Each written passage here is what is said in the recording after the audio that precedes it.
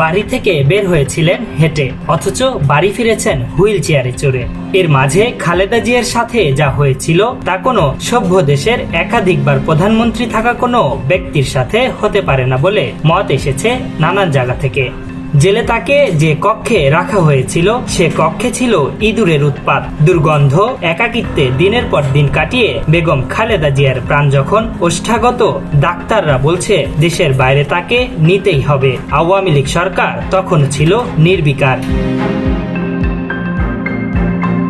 কিন্তু সময় বদলেছে। 5 আগস্টে ছাত্র জনতার অভ্যুত্থানের মধ্য দিয়ে কর্তৃত্ববাদী সরকারের পতন হবার পর অবসান ঘটে বিএনপি চেয়ারপারসন বেগম খালেদা জিয়ার বন্দি দশার।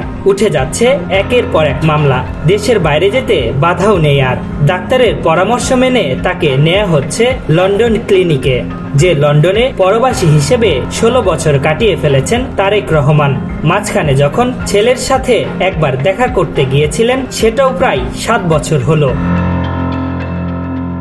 7 বছর পর প্রিয় সন্তানকে বুকে পাবার আয়োজন সম্পন্ন। খালেদা জিয়ার জন্য কাতারের আমিরের এয়ার অ্যাম্বুলেন্স এখন ঢাকায়। সব ঠিক থাকলে মঙ্গলবার রাত 10টায় লন্ডনের উদ্দেশ্যে রওনা দিবেন বেগম খালেদা জিয়া। এয়ারপোর্ট থেকে সরাসরি লন্ডন ক্লিনিকে নেওয়া হবে তাকে। ঢাকার হযরত শাহজালাল আন্তর্জাতিক বিমানবন্দরে সোমবার সন্ধ্যা 7:40 কাতারের আমিরের পাঠানো একটি দ্রুতগামী এয়ারবাস A319 এয়ার অ্যাম্বুলেন্স অবতরণ করে। এয়ার অ্যাম্বুলেন্সকে স্বাগত জানান বিএনপি চেয়ারপারসনের উপদেষ্টা কাউন্সিলের সদস্য ডক্টর এনামুল হক চৌধুরী। এই বিশেষ এয়ার অ্যাম্বুলেন্সটি একটি আধুনিক ভাসমান হাসপাতালের মতো, যেখানে রয়েছে অত্যাধুনিক চিকিৎসা সুবিধা। বিমানে রয়েছে জরুরি চিকিৎসার জন্য সর্বশেষ প্রযুক্তির যন্ত্রপাতি, যেমন ventilator, defibrillator, monitor, infusion pump এবং প্রয়োজনীয় ওষুধ।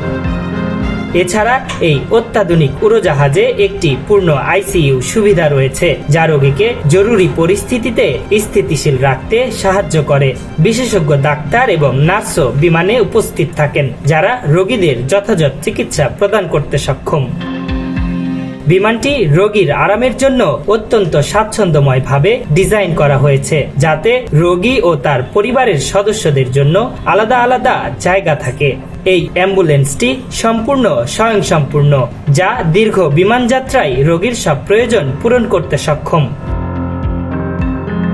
জানা গেছে এই এয়ার অ্যাম্বুলেন্সে বিএনপি চেয়ারপারসন খালেদা জিয়ার সঙ্গী থাকছেন তার ছোট ছেলে প্রয়াত আরাফাত রহমান কোকোর স্ত্রী সৈয়দা শর্মিলা রহমান, চিকিৎসক, বিএনপি নেতারা, ব্যক্তিগত কর্মী ও 2 জন গৃহকর্মী।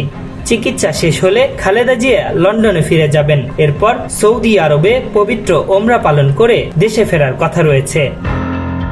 উন্নত চিকিৎসা শেষে খালেদা জিয়া সুস্থ হয়ে আবারও কোটি অনুসারীর মাঝে ফিরে আসবেন, এমনটাই প্রত্যাশা দেশবাসীর। আশরাফুল ইসলাম, 71।